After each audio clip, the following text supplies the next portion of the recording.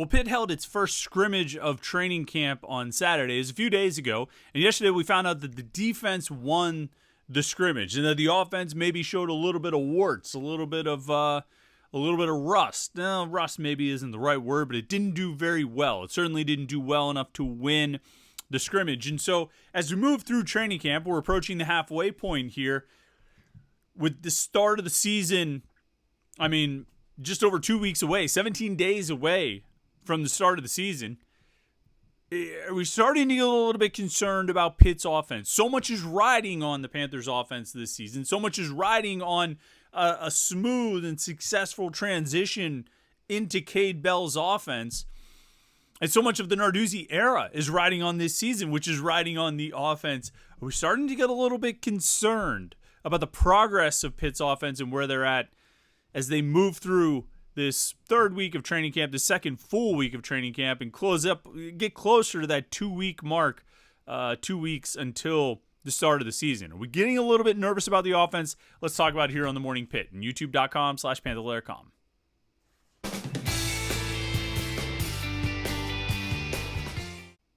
Yeah, it's Wednesday. It's the middle of the week here on youtube.com/Panther-Lair.com. I'm Chris Peak from Panther-Lair.com. Glad to be with you, talking a little Pitt sports to get your Wednesday started. Sometimes I have to reset in my mind kind of where we are in the scope of training camp. I mean, camp started 2 weeks ago today. Not last Wednesday, but the previous Wednesday. July 31st was the first day of camp. It was the first practice, the media day, and all those things. They had all week last week, and now they're in their second full week, but really their third week of camp. Either way, they have this week, and then they have next week of a full week of training camp, and then it's game week. Then it's game prep week, and you're diving headlong into it. So, if you consider that they started camp 2 weeks ago, and they only have another week and a half left, we're really past the halfway point of training camp. Yeah, because that week of game prep is not... It's not training camp anymore. It's game prep, and you have the game week schedule and what they do on Monday each week, what they do on Tuesday and Wednesday and Thursday. They ramp it up on Tuesday, ramp it up on Wednesday, Thursday they start paring it back down. Friday they just have walkthroughs. Saturday's a game. That's not training camp. Training camp where they stay in the hotels and they have practice every day and sometimes 2 practices. They have meetings all day and walkthroughs and all those things every single day of the week. That's training camp, and that's what we're in the middle of here with a week and a half left. You're past the midway point of training camp, and so the question all along. I mean, the question since December 1st, the question since midway through the season last year. I don't care what you backdated to. The question all along has been: will Pitt's offense be better in 2024? Pitt's, and you back that up with the statement that Pitt's offense has to be better in 2024. Now, there's a flip side that maybe the offense can't be worse than it was in 2023. And so just inevitably it's going to be better, because it's hard to imagine an offense that's much worse than what they put on the field last year. But there is a question of how much better they can be and how much they will improve. There's no doubt about how much they need to improve and how important it is for the season, but there's a question of how much they can improve and how much they will improve. And I think when you get to this point in training camp, you're 2 weeks into camp with a week and a half left, you're hoping to see some real signs of progress. And if the first scrimmage of training camp, which was held on Saturday, is any indication, I mean, you can't say the offense isn't making progress or hasn't made progress. I mean, they obviously have. They know a lot more about the offense. They've installed a lot of the offense, and players know the plays and all of that. But are they far enough along? Are they as far along as you want them to be, you need them to be, you hope they would be? And that, I think, is where you call a little bit into question. You know the deal here on the Morning Pitt, youtube.com/Panther-Lair.com. We always ask you to like this video and subscribe to the YouTube channel. Subscribe button's right down there. If you do that, you can turn on notifications. You'll never miss any of our video content here. I'm holding up my phone because if you turn on notifications, you get an alert sent to your phone every time we post a new Morning Pitt video, or every time we go live for our live streams like we're doing tonight. Here at youtube.com/Panther-Lair.com, 8:30 p.m. We'll have the Panther-Lair Show, Jim Hammett and me getting together with you to talk a little Pitt sports. We'll have our live post-game shows. The first one will be 2.5 weeks from now, after the Kent State game. And then we have interviews and post games and press conferences and all those different things, practice highlights and everything you could possibly need to get your fill of Pitt sports coverage. Video-wise, it's right here, youtube.com/Panther-Lair.com. And then, of course, we have our website, Panther-Lair.com, Pittsburgh.rivals.com. The most comprehensive source of Pitt sports news on the internet, football, basketball, and recruiting. You find it all at Panther-Lair.com, and message boards to interact with hundreds and thousands of other Pitt fans. All day, every day, Pitt fans are hanging out at Panther-Lair.com, Pittsburgh.rivals.com. Go check it out. Talk with other Pitt fans. Talk with other Pitt fans who are nervous about the offense as well, and see what they're thinking and share your thoughts. In addition to getting all the coverage and the content that we have, you can see a bunch of it right there in the corner of the screen. All right, so what happened in Saturday's scrimmage? Pat Narduzzi said the defense won, and typically in the past, it's almost always these scrimmages, which the scrimmages are scored offense versus defense. And obviously there's a scoring system for the defense. There's a scoring system for the offense. I think they might get points for first downs and things like that. Defense gets points for stops and TFLs and sacks. But the biggest thing, even with the offense getting points for touchdowns, the biggest thing is almost always going to come down to turnovers. Pat Narduzzi, like 99% of football coaches, believes that if you win the turnover battle, you're probably going to win most games. And if you lose the turnover battle, you're probably going to lose most games. And I don't think he's necessarily incorrect about that. And so when he structures his scrimmages and puts offense versus defense, there's a real premium placed on the turnovers. There's a real priority placed on the turnovers. The side of the ball that does, if the offense does a good job protecting the football, they're probably going to win the scrimmage. If the defense does a good job taking the ball away, they're probably going to win the scrimmage. And so the scrimmage on Saturday, according to Narduzzi, Narduzzi told us that the offense committed one turnover. And then he was asked who recorded the turnover, and he happened to turn and look the players during our pre-practice press briefing each day, like the one we did yesterday. As Narduzzi's talking, the players are walking past and going out to the field. And Narduzzi turned and he said, hey, McIntyre, who had the turnover yesterday? Or who had the turnover in the scrimmage?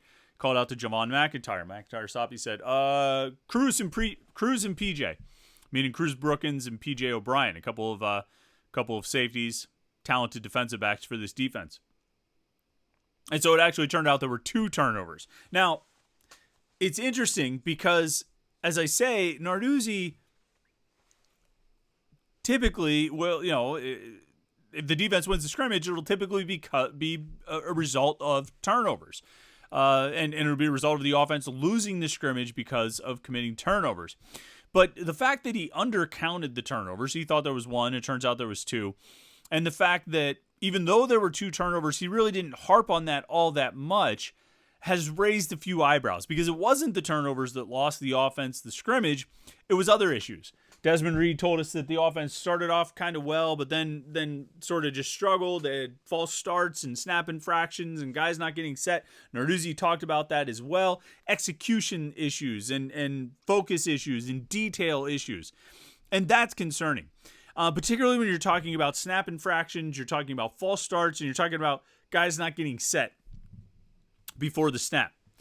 And you take that sort of class of issues and then set it against the backdrop, put it in the context of learning this new offense, of installing a new offense, an offense that is based on tempo, an offense that is based on going fast, an offense that is based on running a play, getting back to the line of scrimmage and snapping the ball and going.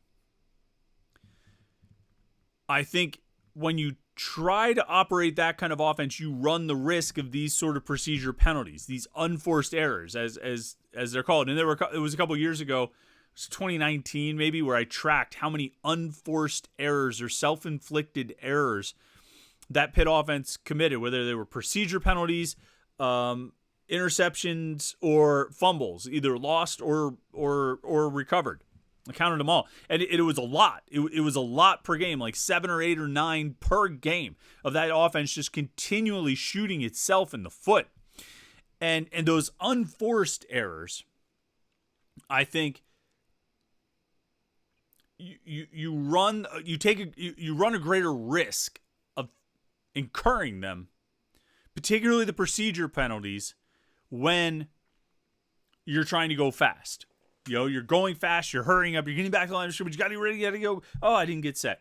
Oh, I moved the ball. Oh, I jumped off sides. All right, I jumped in a false start. So part of that, to me, I say, well, that's probably natural when you're installing this kind of offense and you're transitioning to this kind of offense.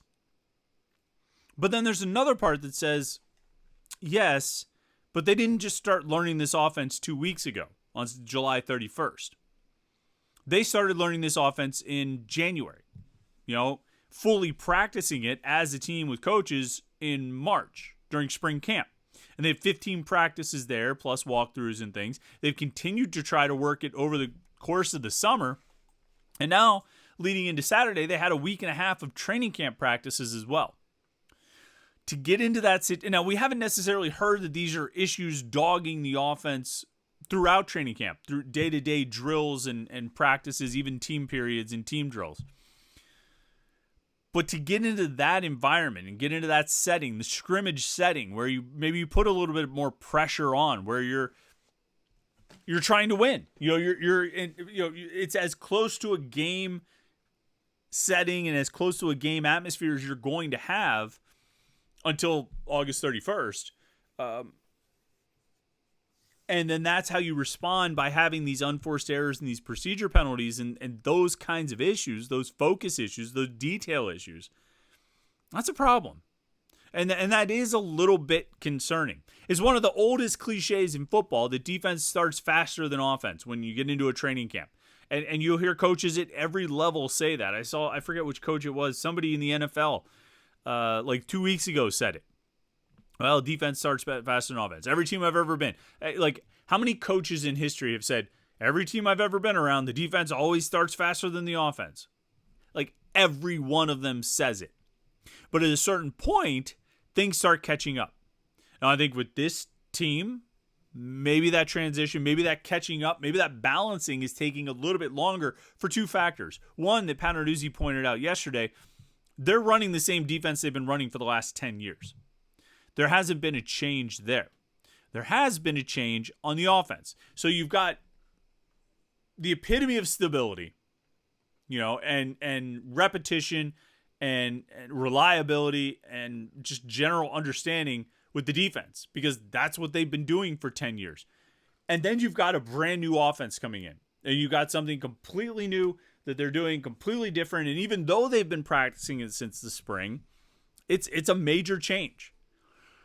So maybe when you put them in that setting, hey, maybe it favors the defense. Except in the spring, the offense won at least one scrimmage because the offense was wearing the blue jerseys to start training camp. The blue jerseys are the victors' jerseys. Like now, after this most recent scrimmage, after the scrimmage on Saturday where defense won, the defense is now wearing blue jerseys to practice. I mean, these photos are old. That's a defensive player right there wearing a white jersey. But that was what they were wearing for training camp prior to that scrimmage.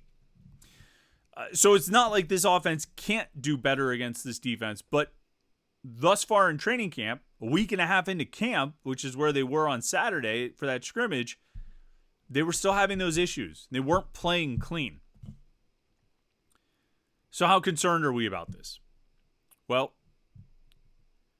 I think it's something worth monitoring. I think it's something to be aware of. And I think it puts a whole lot of pressure on this weekend's scrimmage. I think they're scrimmaging on Sunday, where the offense is going to be looking to take one back. The offense is going to be looking to clean things up.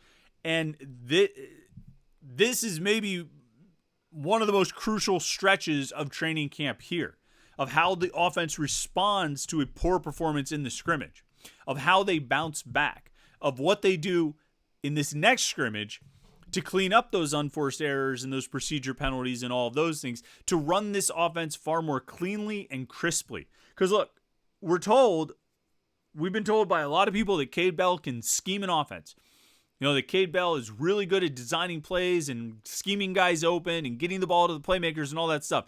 But it doesn't mean anything if you're blowing it, you can't run the tempo because you're taking procedure penalties and snap infractions and things like that. It doesn't matter how good the scheme is if you keep shooting yourself in the foot. You can't have that. The other thing, as we talked about on Monday, I think, is the continuing development and the developing situation at quarterback. Because another thing Pat Narduzzi talked about is that the quarterbacks, Nate Yarnell and Eli Holstein, in the scrimmage on Saturday, were probably trying to do too much. That instead of taking what the defense gave them, they were trying to make the big play every play. Now, I think there's a balance to be found there between the efficient take what the defense gives you and the, attack downfield, push the ball, and try and make a big play. But I do wonder, I talked on Monday about a competition there between the quarterbacks. I do wonder if some of that pressing a little bit is evolving from this competition. That these guys want to separate themselves, and so maybe they're trying to make that big play to sort of pull apart, to show, hey, I'm the guy who can get it done. I'm the guy who can make those big plays. And so that's something that's going to have to get ironed out this week. And then I think you have just a continuing evolution of the playmakers, of the offensive skill guys. I think they're going to interchange guys a lot. I don't know if interchange is a verb like that. I think they're going to be interchangeable with a lot of guys, the running backs, the receivers, not so much the tight ends, primarily the running backs and receivers. But at the same time, I think this week will be a big week for carving out roles. This week will be a big week for Desmond Reed and Rodney Hammond sort of defining who they are and how they fit in. It'll be a big week for how the receivers all kind of work together and mesh and gel, and what roles they fill, and how they fit in playing with each other, which jobs they fit the best, and how they'll rotate the best. This offense, this is crunch time for the offense. This is crunch time. I know they have another week of training camp next week before that game prep week, but this right now, I think more than any other week of camp, this is crunch time for the offense to really take some steps forward. And maybe there's just going to be growing pains all season. Maybe it's just going to be tough for this offense to really come together and really coalesce and really play at that high level when it's the first year of learning a new offense. And maybe next year they'll have a much better sense of it and they'll be able to operate it a lot better. But I think there's still a certain level of expectation of where they can be and where they should be. And I think if they're going to get there, I think if they're going to get to that point where they can truly carry this team to a 8-win season or something, all these things that we've talked about, 8-4 in the regular season, or 7-5 with a bowl win, whatever it may be. If they're going to play at that level, if the offense is going to play at the level necessary to get the team to that level of success, I think they're going to have to get the work done right now. I think this week is as important as any week they'll have. And I mean, obviously next week will be really big too, but I think this is the final scrimmage of camp coming up this weekend. I think they just have the 2 scrimmages. They'll have their final week of camp next week, probably take the weekend off and then start that game prep week. So everything's building up to this scrimmage. And I even think that next week they'll probably start a little bit of game planning stuff here and there in practice. That's typically how these training camps usually go. So the work that's going to get done needs to get done right now. And that's pressure. And it's pressure on every single one of these individual players, but it's pressure on the coaches as well. The offense has to take some big steps. Do they need to win the scrimmage this weekend? I don't know. But they need to be clean, no turnovers, and avoid those unforced errors. And, I mean, quite frankly, if they do that, they're going to get the blue jerseys back. Branson Taylor, Terrence Moore, they look good in blue jerseys, don't they? They need to get those blue jerseys back and reclaim their spot. Ryan Baer. Reclaim their spot as the leaders of the team. So, this is a big week for the offense. We'll see how they respond and what happens. Are we concerned about their progress? I think if you come out of this weekend's scrimmage concerned about, and they still haven't won, or they committed a bunch of turnovers, or they were still having procedure problems, then I think you can have a fair amount of concern. But if they get that stuff cleaned up for this weekend's scrimmage, then that'll be a big step in the right direction. And I think the kind of It's exactly what you need and want to see.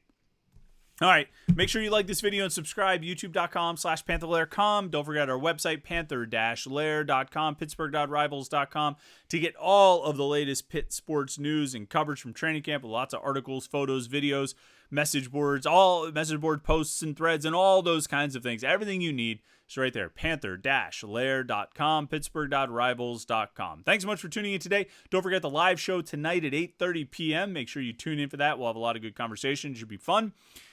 Yeah, have a great Wednesday. We'll talk to you tonight on the live show and catch up with you tomorrow for the Morning Pit right here, youtube.com/Panther-Lair.com.